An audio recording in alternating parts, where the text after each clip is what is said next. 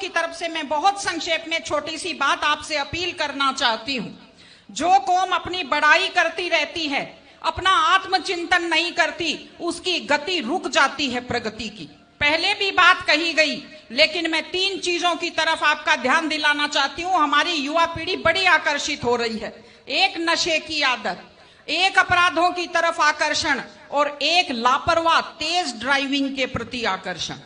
नशे का तो ये हालत है, मैं देखती हूं इसको बुराई नहीं समझते, लोगों ने इसको फैशन समझना शुरू किया है। फेसबुक पर बड़े शान से डालते हैं, भाइयों फलाने भाई के 2 दुकानें निकल गई हैं। तो क्या ये प्रसाद बांटने की बात है?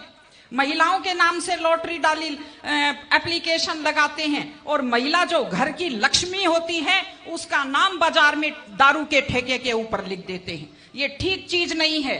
नशा घर को बर्बाद करता है, प्रतिष्ठा को बर्बाद करता है और महिलाएं तो बहुत दुखी हैं इस चीज से।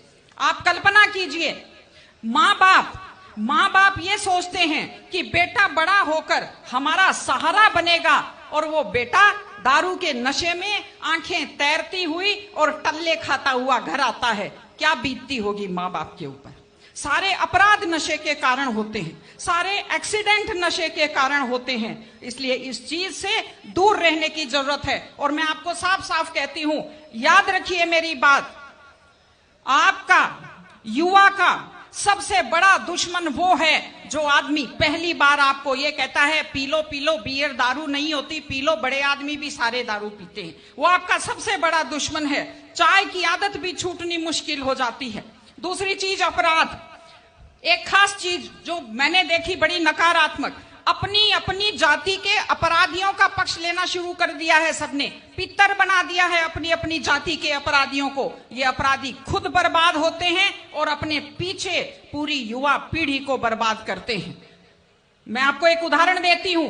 एक ऐसे शख्स, एक ऐसे खिलाड़ी दिल्ली के, जिन्हें आज मेडल जीते हुए लोगों की गिनती में होना चाहिए था पहलवानी में, अपराध के कारण आज दिल्ली में जेल की सलाखों के पीछे बैठे हैं। ये हमारे लिए दुख की और शर्म की बात है। और तीसरी चीज, तेज ड्राइविंग।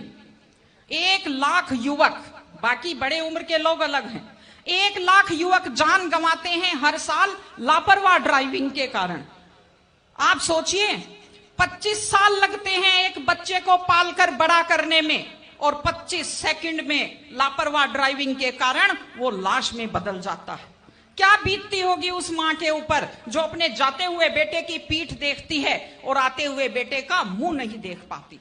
आप लोग क्या सोचते हैं, अगर आप अपनी पावर दिखाना चाहते हैं तो मिल्खा सिंह की तरह तेज दौड़िए, या कि आप नीरज चोपड़ा की तरह, देवेंद्र झाझड़िया की तरह आप तेज भाला फेंकिए मोटरसाइकिल का कान मरोड़ने में, या तेज गति से कार भगाने में कोई बहादुरी नहीं होती। अगर आप सोचते हैं कि आप बड़े हैंडसम और डैशिंग दिखते हैं तेज गाड़ी भगाते हुए, आप डैशिंग हैंडसम नहीं दिखते, आप लापरवाह दिखते हैं, आप बेपरवाह दिखते हैं, आप बेवकूफ दिखते हैं।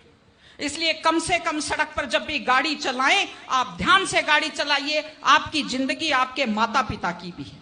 एक छोटी सी चीज और कहना चाहती हूं, हमारे बुजुर्ग हमें जब पालते हैं, जो लोग खेती से बच्चों को पढ़ाते हैं, जो लोग छोटी आमदनी में बच्चों को पढ़ाते हैं, उनकी पूरी उम्र खप जाती है अपने बच्चों की जिंदगी बनाने में।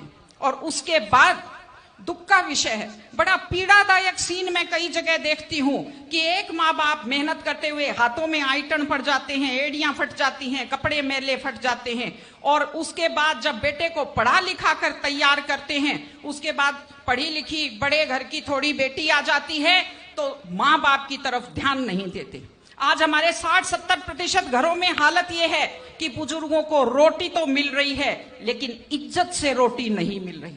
इस चीज को बदलने की जरूरत है। माँ बाप, मैं आपसे कहती हूं, जैसी भी परिस्थिति होती है, माता पिता आपको राजकुमार की तरह पालते हैं। आपकी भी ड्यूटी है, जैसी आपकी हैसियत है, बुढ़ापे में उनको बादशाहों की तरह से रखिए, उनकी सेवा कीजिए, उनका सम्मान कीजिए।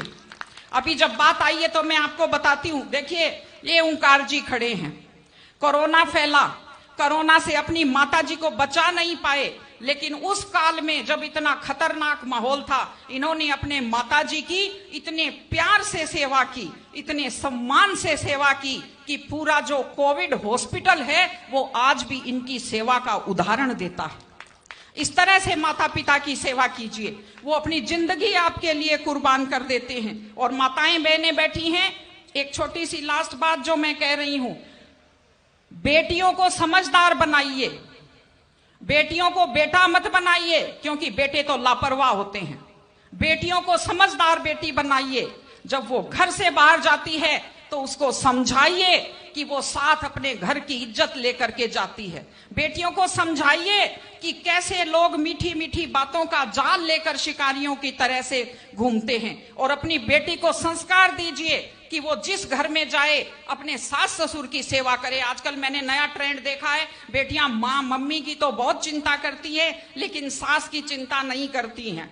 ये गलत चीज है। औरत घर की धुरी होती है। अगर वृद्ध लोगों की चिंता नहीं करेंगे तो हमारे वृद्ध लोगों को सुरक्षा कैसे मिलेगी, उन्हें सम्मान कैसे मिलेगा, इनकी जिंदगी खुश कैसे होगी। इसलिए कोई भी कौम तभी आगे बढ़ती है जब वो संस्कारवान हो, जब वो मेहनती हो, जब वो शिक्षा पर ध्यान दे। हमने ये सब किया है, मैं आपको बधाई देती हूं, लेकिन आगे इन सामाजिक चीजों